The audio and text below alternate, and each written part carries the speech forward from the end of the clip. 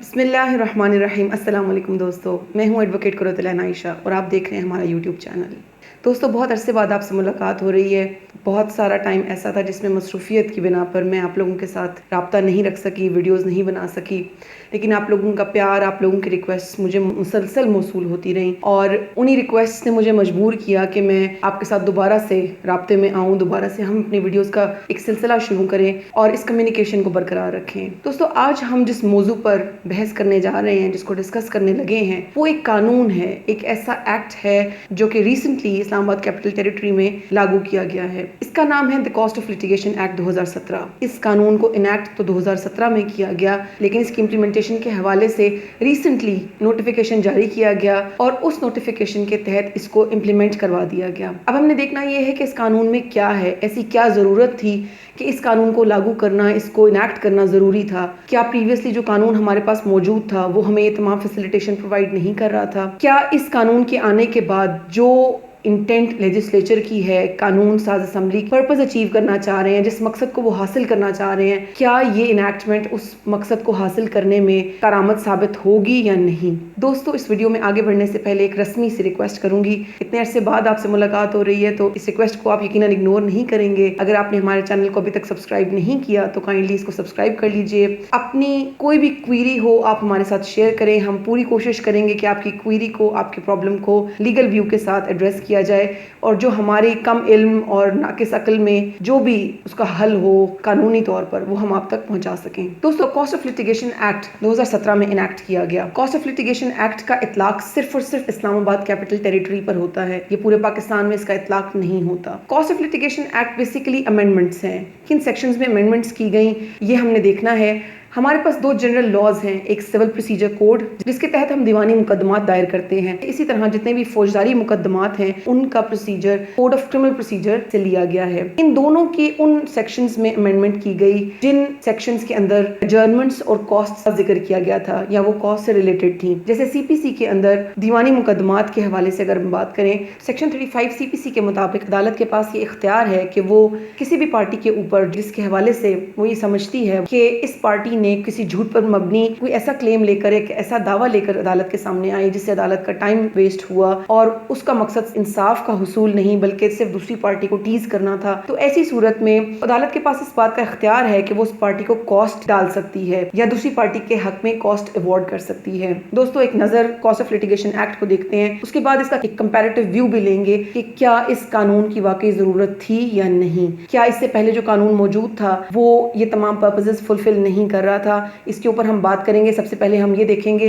कि cost of litigation act में क्या क्या अमेंडमेंट्स की गई। कॉस्ट ऑफ लिटिगेशन एक्ट की इनैक्टमेंट 2017 में की गई और this is act number 17 of 2017। इसका इतलाक जो है वो सिर्फ इस्लामाबाद कैपिटल टेरिटरी पर है और इसका इतलाक इसके अलावा किसी और सूबे पर नहीं है। इस कानून के तहत सीपीसी और सीआरपीसी में दो मेजर अमेंडमेंट्स की गई, जिसमें सेक्शन 35 सीपीसी, सेक्शन 35 ए सीपीसी और इसी तरह सीआरपीसी के जो रेलेवेंट सेक्शन है उनको एड्रेस किया गया। सबसे पहले हम ये देखते हैं कि सेक्शन 35 को किस तरह अमेंड किया गया। सेक्शन 35 सीपीसी के हवाले से जो अमेंडमेंट की गई उसमें बेसिकली लेजिस्लेचर ने जिस चीज को रिट्रेट किया है, दोबारा से उस चीज को एड्रेस किया है, वो ये है कि फ्रिवलेस फॉल्स लिटिगेशन से अदालतों को महफूज बनाया जाए। बहुत सारे ऐसे लिटिगेंट्स हैं जो सिर्फ और सिर्फ हैबिचुअल लिटिगेंट्स होते हैं, क्रॉनिक लिटिगेंट्स होते हैं, जिनका काम ही लिटिगेशन है। मकासद जो है वो मुख्तलिफ हो सकते हैं। किसी का मकसद मीडिया में पब्लिसिटी हासिल करना है, किसी का मकसद अपने राइवल को टीज करना है, उसको सबक सिखाना है।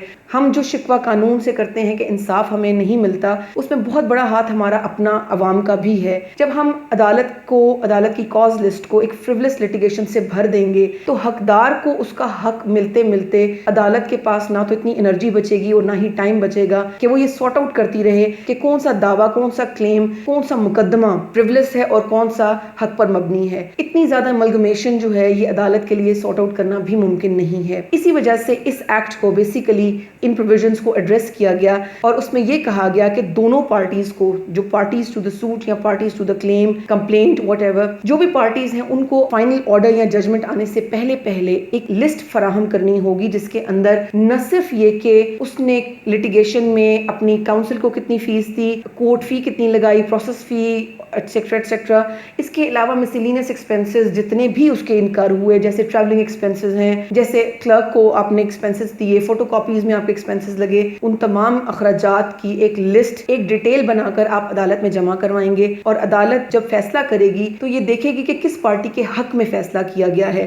جس پارٹی کے حق میں وہ فیصلہ آئے گا اس پارٹی کے حق میں وہ کاسٹ بھی اوارڈ کر دی جائے گی. اس امینڈمنٹ میں اسپیسیفائی کر دیا گیا، کیٹیگوریکلی بتا دیا گیا کہ کس کس قسم کے اخراجات یا ایکسپینسز کاسٹ کے ایمبٹ میں کور کیے جا سکتے ہیں. عدالت کے پاس یہ اختیار ہوگا کہ وہ ایکچوئل کاسٹ آف لٹیگیشن کو اس پارٹی کے حق میں اوارڈ کر دے جس پارٹی کے حق میں فیصلہ کیا گیا ہے. اور اسی طرح اس کے اوپر جو سالانہ مارک اپ ہے وہ اسٹیٹ بینک آف پاکستان سے جاری کردہ جو بھی مارک اپ ہوگا وہ کورٹ اختیار رکھتی ہے کہ وہ اس کو اوارڈ کر سکتی ہے. اس کے علاوہ کوئی بھی کاسٹ اگر کورٹ یہ سمجھتی ہے کہ جو کاسٹ اس پارٹی نے ڈیٹیلز آف ایکسپینسز بنا کر عدالت میں جمع کروائی ہے، عدالت یہ سمجھتی ہے کہ اس سے زیادہ بھی کوئی کاسٹ انکر ہوئی ہے، تو عدالت کے پاس یہ اختیار ہے کہ وہ اس کاسٹ سے بھی زیادہ کاسٹ ایوارڈ کر سکتی ہے. عدالت کے پاس یہ پورا اختیار ہے کہ اس کاسٹ کو ریکور کیسے کرنا ہے، کس پراپرٹی سے کرنا ہے اور کیا لائے عمل اس کے لیے استعمال کرنا ہے. کورٹ کے پاس یہ پورا اختیار ہے کہ وہ اس کاسٹ کو کیسے ریکور کرے گی. اس میں ایک اور چیز ایڈریس کی گئی کہ اگر کوئی ایسا دعویٰ دائر کیا جاتا ہے جو کہ اس عدالت کی جورسڈکشن میں نہیں آتا اور اس کو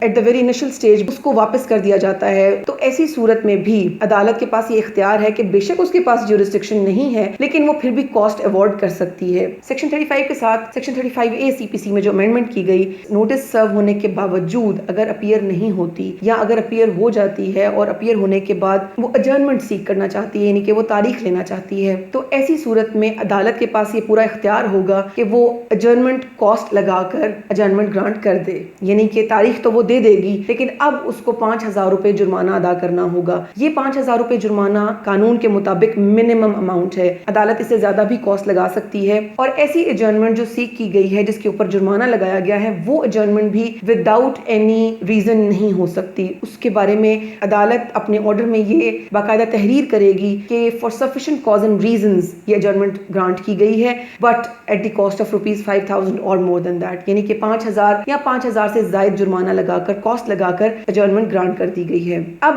اس کا پرووائزو بھی ہے. پرووائزو یہ کہتا ہے کہ عدالت کے پاس یہ اختیار بھی ہے کہ وہ ایسی اجرنمنٹ اگر وہ یہ سمجھتی ہے، وہ سیٹسفائیڈ ہے کہ اجرنمنٹ جو ہے وہ بہت جینوئن ہے اور واقعی اس اجرنمنٹ کی جو ریزن ہے وہ سفیشینٹ ریزن ہے اور اس پہ کاسٹ نہیں لگانی چاہیے، تو عدالت کے پاس یہ اختیار ہے کہ وہ بغیر کاسٹ کے بھی اجرنمنٹ دے سکتی ہے. اس کے ساتھ ساتھ اگر عدالت کو یہ لگتا ہے کہ اسی ایکسکیوز کو لے کر پارٹی جو ہے وہ ایک سے زائد اجرنمنٹس بھی سیک کر سکتی ہے، تو پھر یہاں پر لفظ شیل استعمال کیا گیا اور عدالت پر یہ چیز مینڈیٹری کر دی گئی کہ اب عدالت بغیر اجرنمنٹ کاسٹ کے اجرنمنٹ گرانٹ نہیں کرے گی. منیمم 5,000 روپے اور اس سے زیادہ عدالت جو بھی بہتر سمجھے گرانٹ کر سکتی ہے. اب یہاں پر ایک بات میرے اپنے ذاتی تجربے میں آئی. ایک عدالت میں میرا جانا ہوا، وہاں پر ایک آرڈر میری سماعت سے گزرا جس میں جج صاحب نے آرڈر فرمایا 5,000 روپے کاسٹ اس کو ڈل گئی اور اس 5,000 روپے کاسٹ کو کسی ویلفیئر کے ادارے میں جمع کرانے کے آرڈر پاس کیے گئے. جب میں نے قانون سے گو تھرو کیا تو یہاں پر بہت اسپیسیفکلی یہ لکھا گیا ہے کہ وہ کاسٹ جو اجرنمنٹ کے مد میں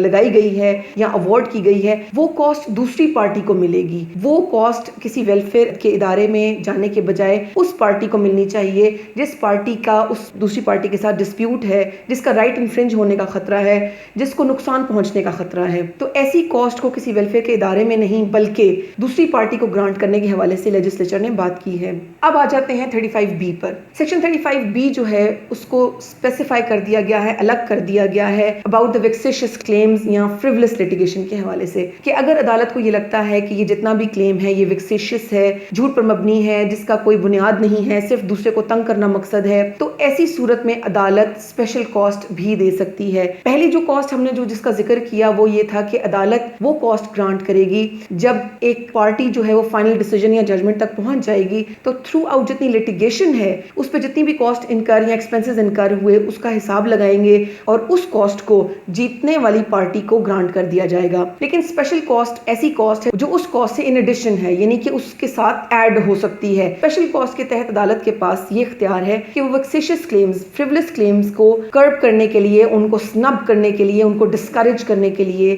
ان کا حوصلہ پست کرنے کے لیے کہ لوگ فریولس لیٹیگیشن میں نہ پڑیں، اسپیشل کاسٹ بھی اوارڈ کر سکتی ہے۔ اس میں سیکشن 35C اسپیشلی یہ بتاتا ہے کہ گورنمنٹ کے جتنے بھی ادارے ہیں ان کے اوپر سیکشن 35، 35A، 35B کا اطلاق نہیں ہوگا، یعنی کہ گورنمنٹ کے اداروں کے اوپر کاسٹ نہیں لگائی جائے گی۔ اب ہم بات کرتے ہیں کرمنل پروسیجر کے اوپر۔ کرمنل پروسیجر میں بھی کچھ سیکشنز ایسے ہیں جہاں پر کاسٹ کے حوالے سے بات کی گئی ہے۔ پریویسلی کوئی ایسا فگر، کوئی ایسی اماؤنٹ مختص نہیں کی گئی تھی کہ اگر کوئی ایڈجرنمنٹ سیک کرے گا، کوئی تاریخ لے گا تو اس کو کاسٹ پڑ سکتی ہے۔ کرمنل پروسیجر کوڈ یعنی کہ فوجداری مقدمات میں سیکشن 344 یہ ایڈجرنمنٹ کے حوالے سے ڈسکس کرتا ہے، ذکر کرتا ہے کہ عدالت کے پاس یہ اختیار ہے کہ وہ اگر یہ سمجھتی ہے کہ تاریخ دی جائے، ایڈجرنمنٹ دے دی جائے، تو وہ یہ اختیار رکھتی ہے کہ وہ ایڈجرنمنٹ دے سکتی ہے۔ لیکن اس ایکٹ سے پہلے کوئی بھی کاسٹ اس میں نہیں دی گئی تھی۔ کاسٹ آف لٹیگیشن ایکٹ 2017 کے مطابق اگر کرمنل کیسز میں، فوجداری مقدمات میں کوئی ایڈجرنمنٹ سیک کرنا چاہتا ہے تو اس کو 10,000 روپے پر ایڈجرنمنٹ کاسٹ پڑ سکتی ہے،